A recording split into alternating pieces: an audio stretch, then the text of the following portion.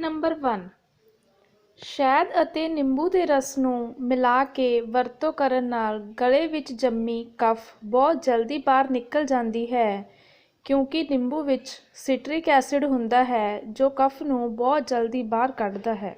Tip number 2 ਗਲੇ 'ਚ ਖਰਾਸ਼, ਦਰਦ ਜਾਂ ਕਫ ਹੋਵੇ ਤਾਂ ਕੋਸੇ ਪਾਣੀ 'ਚ ਨਿੰਬੂ ਅਤੇ ਲੂਣ ਪਾ ਕੇ 3-4 ਵਾਰ ਗਰਾਰੇ ਕਰੋ, ਇਸ ਨਾਲ ਜਲਦੀ ਆਰਾਮ ਮਿਲੇਗਾ। ਟਿਪ ਨੰਬਰ 3 ਭੁੰਨੀ ਹੋਈ ਲੌਂਗ ਸ਼ਹਿਦ ਵਿੱਚ ਮਿਲਾ ਕੇ ਲੈਣ ਨਾਲ ਕਾਲੀ ਖੰਘ ਠੀਕ ਹੋ ਜਾਂਦੀ ਹੈ। ਨੰਬਰ 4 1 ਗਲਾਸ ਅਨਾਰ ਦੇ ਜੂਸ ਵਿੱਚ ਅੱਧਾ ਚਮਚ ਅਦਰਕ ਦਾ ਰਸ ਅਤੇ ਚੁਟਕੀ ਭਰ ਪਿਪਲੀ ਪਾਊਡਰ ਮਿਲਾ ਕੇ ਲਓ, ਇਸ ਨਾਲ ਪੁਰਾਣਾ ਖੰਘ ਜ਼ੁਕਾਮ ਠੀਕ ਹੋ ਜਾਂਦਾ ਹੈ।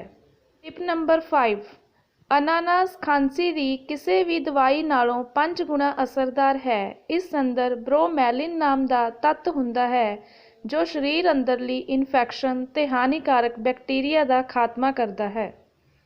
ਟਿਪ ਨੰਬਰ 6 ਜ਼ੁਕਾਮ ਹੋਣ 'ਤੇ 1 ਚਮਚ ਸ਼ੁੱਧ ਦੇਸੀ ਘਿਓ 'ਚ ਥੋੜ੍ਹਾ ਜਿਹਾ ਅਦਰਕ ਪਾ ਕੇ ਭੁੰਨ ਲਓ, ਫਿਰ ਇਸ 'ਚ ਦਰਦਰੇ ਪੀਸੇ ਹੋਏ 4 ਦਾਣੇ ਕਾਲੀ ਮਿਰਚ ਅਤੇ 2 ਲੌਂਗ ਪਾ ਦਿਓ।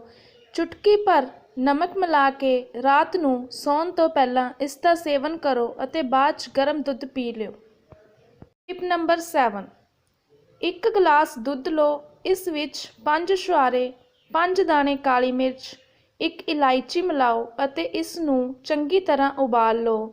ਰਾਤ ਨੂੰ ਸੌਣ ਤੋਂ ਪਹਿਲਾਂ ਇਸ ਵਿੱਚ 1 ਚਮਚ ਦੇਸੀ ਘਿਓ ਮਿਲਾ ਕੇ ਪੀ ਲਓ, ਪੁਰਾਣੇ ਤੋਂ ਪੁਰਾਣਾ ਜ਼ੁਕਾਮ ਠੀਕ ਹੋ ਜਾਏਗਾ।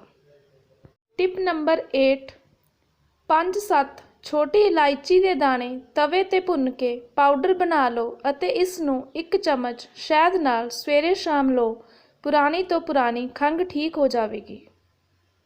ਨੰਬਰ 9 1 ਚਮਚ ਪੀਸੀ ਸ਼ੁੱਧ ਹਲਦੀ ਅਤੇ 1 ਚਮਚ ਕਾਲੀ ਮਿਰਚ 1 ਗਲਾਸ ਪਾਣੀ 'ਚ ਉਬਾਲ ਲਓ, ਚਾਹ ਦੀ ਤਰ੍ਹਾਂ ਪੀਓ, ਖਾਂਸੀ ਜ਼ੁਕਾਮ ਮਿੰਟ ਵਿੱਚ ਠੀਕ ਹੋ ਜਾਵੇਗਾ।